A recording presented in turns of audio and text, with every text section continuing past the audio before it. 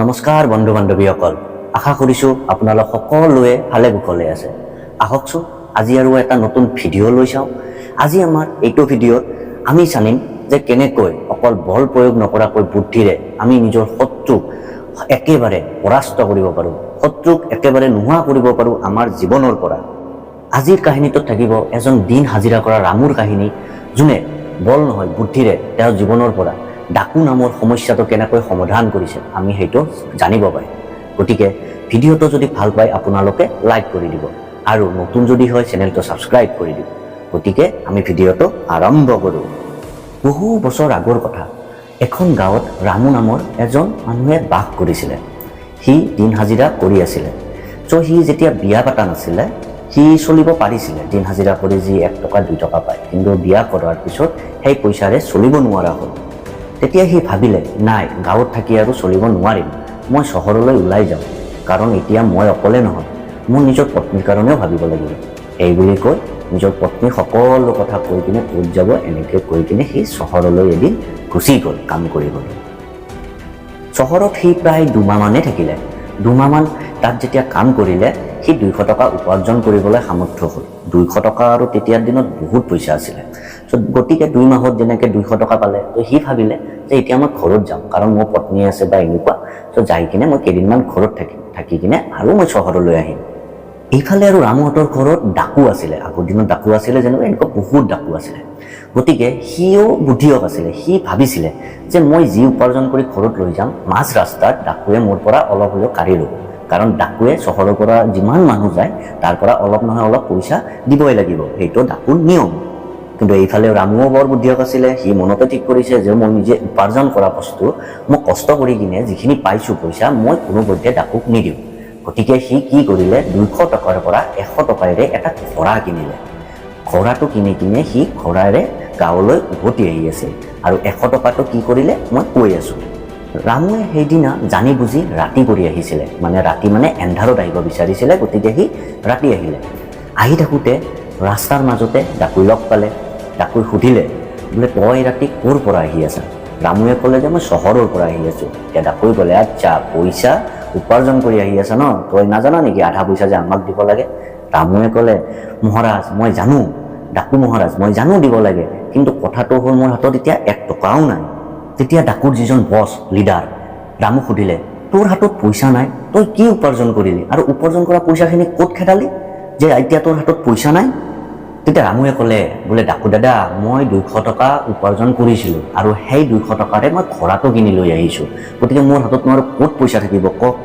তেতিয়া ডাকুই ক'লে, বোলে তই মূৰ্খ নেকি হা, 200 টকাই উপাৰ্জন কৰিছা আৰু 200 টকাৰে তই ঘোঁৰাটো কিনি আনিছা, তই তেতিয়াহ'লে ঘৰ কেনেকৈ চলাবি, ঘৰত কি দিবি আৰু তই কি খাবি?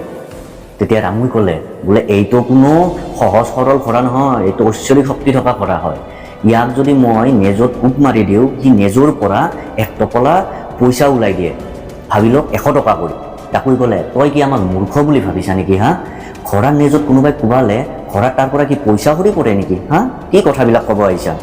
তেতিয়া ৰামুই ক'লে, ডাকু দাদা আপুনি যদি বিশ্বাস নকৰে মই এতিয়াই প্ৰমাণ কৰি দিব পাৰোঁ, আপুনি যদি চাব খোজে কওক, আপুনি যদি চাই মই এতিয়াই প্ৰমাণ কৰি দিওঁ। ডাকুৰ বস্তুও ক'লে, ঠিক আছে তেতিয়াহ'লে দেখুৱাচোন, চাওঁ কেনেকৈ পইচা আহে। ৰামুৱে আগতীয়াকৈ যিটো 100 টকা ৰৈছিলে সেই 100 টকাৰ খুচুৰা পইচাবিলাক এটা টোপোলাত বান্ধি কিনে আহি থাকোঁতে সি আগতীয়াকৈ নেজডালত বান্ধি থৈছিলে, কাৰণ জানিছিলে যে ডাকুৱেতো বিশ্বাস নকৰিব, গতিকে মই প্ৰমাণ দিব লাগিব। গতিকে কি কৰিলে, সি এডাল টাকন লৈ কিনে নেজডালত জোৰছে কোব মাৰি দিলে। কোব মাৰাৰ লগে লগে টোপোলাটো পৰিল খৰিৰ তলত। খৰি পৰাৰ লগে লগে গোটেইবিলাকে পইচা দেখা পালে। ইফালে আছিল ৰাতিৰ আন্ধাৰ, কাৰণ গমেই পোৱা নাছিলে যে বান্ধি আছিলে, গোটেইবিলাকে ভাবিলে যে সঁচা কথা এইটো। ডাকুৰ বস্তু দেখি একদম আচৰিত হৈ গ'ল। তেতিয়া ৰামুক ক'লে, বোলে এই ঘোঁৰাটো মোক লাগিব এতিয়া। তেতিয়া ৰামুৱে ক'লে, মই কেনেকৈ দিম ডাকু দাদা, 200 টকা উপাৰ্জন কৰি 200 টকা মই ইয়াতে শেষ কৰিলোঁ, মই আপোনাক দিলে মোৰ হাতত থাকিব কি? তেতিয়া ডাকুই ক'লে, ঠিক আছে মই সকলোৰে পৰা পইচা লওঁতো, আজি মই তোৰ পৰা পইচা নলওঁ, তই এটা কাম কৰ, তই এই ঘোঁৰাটো মোক 200 টকাতে দিম, মই তোক 200 টকা দিম, আৰু তলত যি 100 টকা পৰি আছে সেইখিনিও তই লৈ যা, কিন্তু তইতো মোক দিবই লাগিব কওক। ৰামুৱে জানিছিলে যে গতিকেতো দিবই। ঘোঁৰাটো ডাকুক দি দিলে। দিয়াৰ পিছত এতিয়া সিয়াৰ হাতত থাকিল 300 টকা, সিটো উপাৰ্জন কৰি আছিল 200 টকা, গতিকে আগতীয়াকৈ 100 টকাটো সিয়াৰ মুনাফা হৈ গ'ল। গতিকে সি ঘৰত গ'ল। কিন্তু ঘৰত যাওঁতে সিটো গম পাব যে কালিতো একো কৰাই পইচা নিদিয়ে, কালিতো মোক ডাকুৱে ঘৰত বিচাৰি আহিব, গতিকে তাৰ আগতে মই কিবা এটা বুদ্ধি কৰিব লাগিব। সেই বুলি ভাবি ৰামুৱে কি কৰিলে, জংঘলৰ পৰা দুটা শহাপহু লৈ গ'ল, একদম বগা কালাৰৰ, একদম একে। ঘৰত যেতিয়া লৈ গ'ল, পত্নীক ক'লে যে এটা কাম কৰিবি, যে এই শহাপহু এটা আজি আমি ইয়াতে ধুনীয়াকৈ ৰাখিম, কালি যেতিয়া ৰাতিপুৱা ডাকু আহিব সেই সময়ত মই নাথাকিম, মই ইয়াৰে এটা শহাপহু লৈ কিনে মই বাহিৰত যাম আৰু তুমি এটা ৰাখি থবা, আৰু ডাকুৱে যেতিয়া তোমাক সুধিব মই ক'ত বুলি, তুমি ক'বা যে ক'ত গৈছে মই নাজানো, এইটো শহাপহুই জানে, শহাপহুটো এৰি দিবা আৰু মাতি আনিব বুলি ক'বা, বাছ এইখিনিয়ে কৰিবা, বাকীখিনি মই কৰিম। ৰাতিপুৱা হ'ল, ডাকুৰ মন একদম খুচ, যিজন বছৰ আজি ৰাতিপুৱাই প্ৰথম 100 টকাটো পাব নেজত কোব মাৰি। ৰাতিপুৱা উঠি কিনে যেতিয়া নেজত কোব মাৰিব ধৰিলে, পইচাটো নোলাল, 2-3 বাৰমান কোবালে, খৰা দৌৰি গ'ল ভয়তে, কিন্তু পইচা নোলাল। উঠিল ডাকুৰ খং, গ'ল খেদি গোটেইবিলাক ডাকু ৰামুৰ ঘৰত। ৰামুৱেতো জানিছিলে খেদি আহিব। তো অহাৰ পিছত ডাকু যেতিয়া ঘৰ পালে, পত্নী সুধিলে যে ৰামু ক'ত, তোৰ পতি ক'ত আছে? তেতিয়া পত্নীয়ে ক'লে মইতো নাজানো, কিন্তু তেখেত ক'ত আছে এই শহাপহুটো জানিব, গতিকে মই শহাপহুটোক এৰি দিওঁ আৰু তেখেতক মাতি আনিম। ডাকুৱে কৈছে তহঁত গোটেইবিলাকে আমাক কি বুৰ্বক বুলি ভাবা নেকি? তেতিয়া পত্নীয়ে ক'লে ডাকু দাদা নহয়, তেখেতক মাতি আনিব, আপুনি চাই থাকক। সেনেকৈ শহাপহু এৰি দিলে। শহাপহুনো কঞ্চা তাক মাতি আনিব ৰামুক, এৰাৰ লগে লগে জংঘল পালেগৈ। ইফালে 1 ঘণ্টামান ৰখাৰ পিছত ৰামুৱে শহাপহুটো লৈ কিনে, যিটো লৈ গৈছিলে, লৈ আহিলে। লৈ অহাৰ পিছত ডাকু আচৰিত, হাৰে কি শহাপহু, শহাপহুৱে মাতিব গৈছে আৰু ক'ত আছে ক'ত থাকে জানে কেনেকৈ, আচৰিত কথা। ৰামুৱে ক'লে বোলে এইটো এটা ঐশ্বৰিক শহাপহু হয়, মই বহুত প্ৰাৰ্থনা কৰি কিনে পাইছোঁ আৰু পইচাও বহুত দিব লগা হৈছে, সেইটোৰ কাৰণে ইয়াক মই বহুত ভাল পাওঁ। তেতিয়া ডাকুৱে ক'লে হয় নেকি, কালিতো তই খৰাটো দি কিনে ঠগালিয়ে, একো নহ'ল, কিন্তু আজি তই মোক শহাপহুটো দিবই লাগিব। ৰামুৱে ক'লে মইনো কেনেকৈ দিম, এটা শহাপহু এইটো মই কিনোতে মোক 300 টকা দিব লগা হৈছিলে আৰু 1 বছৰৰ পৰা ইয়াক মই পালন কৰি আছোঁ।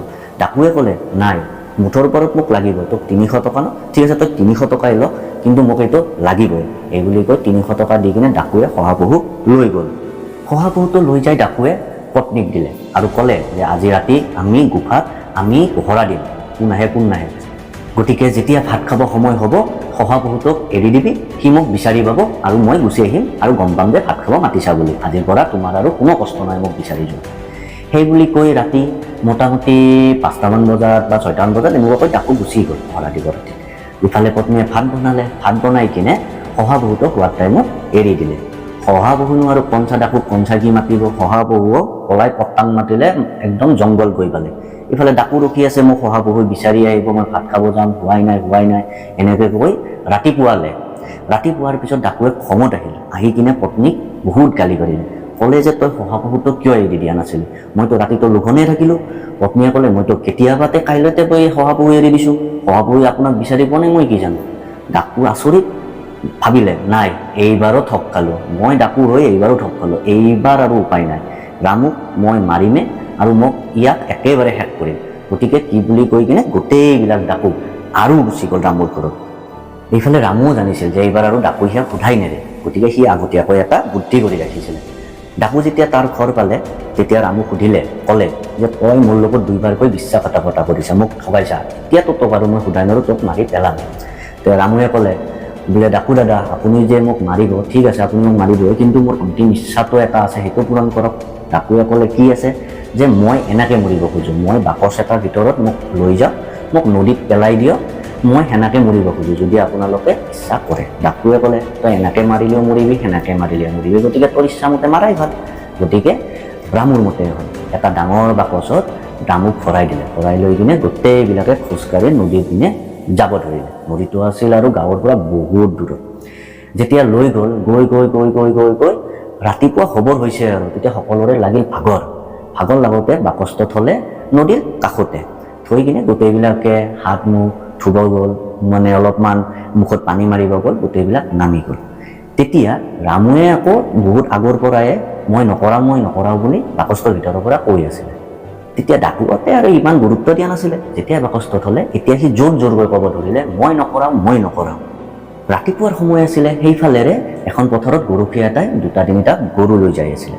সি বাকচটোৰ পৰা যেতিয়া শুনিলে মই নকৰাও, সি কি কৰিলে, কাষত যাই কিনে সুধিলে বোলে ভিতৰতনো কোন আছে আৰু কি নকৰাও। তেতিয়া ৰামুৱে ক'লে যে মই এই বেলেগ এখন গাঁৱৰ পৰা আহিছোঁ আৰু এই যে দেখিছে মোক কিছুমান এই কাষৰ গাঁৱৰ ৰজাৰ মানুহ এইবিলাক মোক যে লৈ আহিছে, সেই ৰজাটোৰ বোলে এটা ছোৱালী আছে আৰু সেই ছোৱালীটোৰ লগত মোক বিয়া দিয়ে, কাৰণ বেলেগ গাঁৱৰ ল'ৰাৰ লগতহে বোলে বিয়া দিব।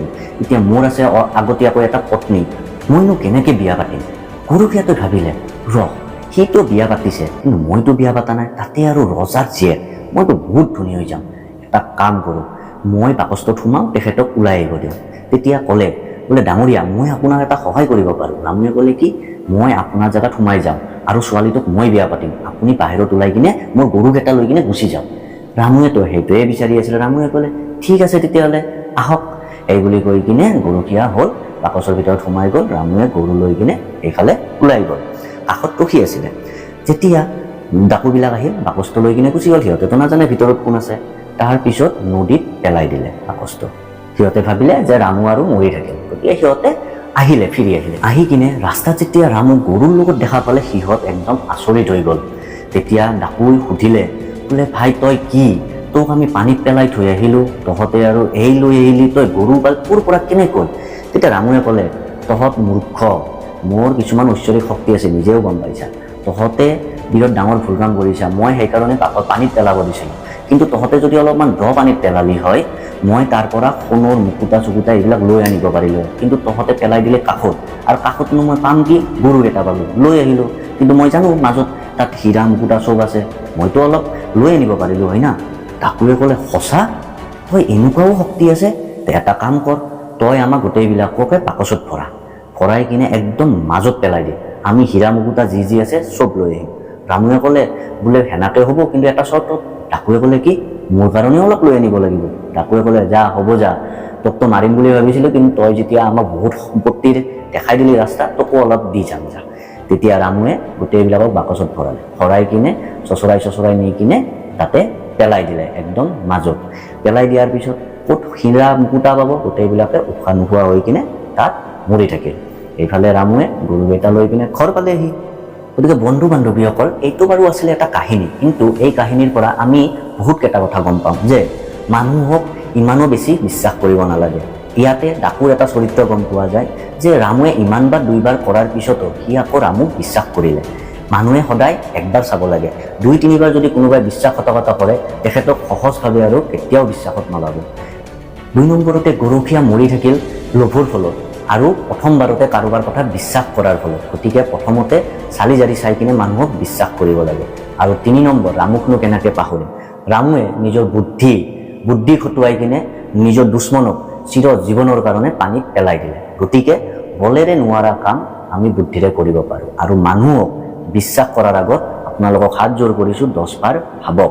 গতিকে আজিলৈ ইমানতে এৰিলোঁ। ভিডিঅ'টো যদি ভাল পাইছে লাইক কৰি দিব, আৰু চেনেলটো অলপ ছাবস্ক্ৰাইব কৰি দিব, যাতে মই নতুন ভিডিঅ' বনাবলৈ অলপ নিজকে মটিভেট কৰিব পাৰোঁ। গতিকে আজিলৈ এৰিলোঁ, ধন্যবাদ।